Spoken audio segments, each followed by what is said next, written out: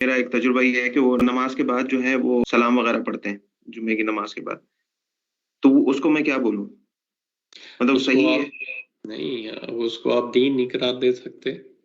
اگر تو آپ کو کہیں گے کہ یہ بس میں اپنی ثواب دید پہ کر رہا ہوں تو اس میں کوئی حرج نہیں، لیکن اگر آپ اس کو کہیں کہ میں اس کو ایک اچھا دین کا حصہ بیان کر رہا ہوں تو یہ بدعت ہوگی، اور کلو بدعت ضلالہ اوکے. اور کلو اچھا ضلالت اچھا فی ٹھیک، النار. یعنی آپ کی ذات کی حد تک محدود رہے وہ تو بہتر ہے، اور جی آپ دوسری جگہ سے اپنی ڈیوٹی کی چوری نہ کریں، جو بھی آپ کی ذمہ داری ہے اس سے. جی، اچھا یعنی کہ ٹھیک ہے.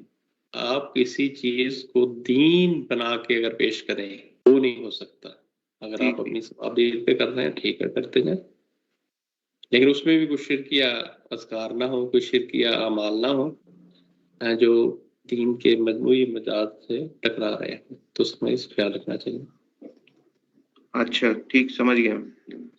ایک سوال اٹھتا ہے یہیں پہ کہ یہ جو اشراق اور دوسری نمازیں ہوتی ہیں، نفلی عبادات ہیں کافی ساری، کیا یہ کس زمرے میں آ جاتی ہیں پھر؟ وہ جو فجر کے بعد اب سورج نکلنے کے بعد پڑھتے ہیں اشراق اور یہ بھی اللہ تعالیٰ کی خوشنودی کے لیے، یعنی کہ وہ اوقات ہیں کہ جب اللہ تعالیٰ کے یہ جو مظاہر ہیں وہ اپنی حیت تبدیل کرتے ہیں، تو ان میں اگر اللہ تعالیٰ کی خوشنودی کے لیے کیا جائے تو اس میں کوئی حرج نہیں، لیکن یہ ایٹ وٹ کاسٹ، یہ سمجھا آپ، ایٹ وٹ جی کاسٹ یہ کر ایک رہے ہیں، کوشچن ہے. ہاں یہ وٹ کاسٹ یہ کر کوشچن رہے ہے. ہیں.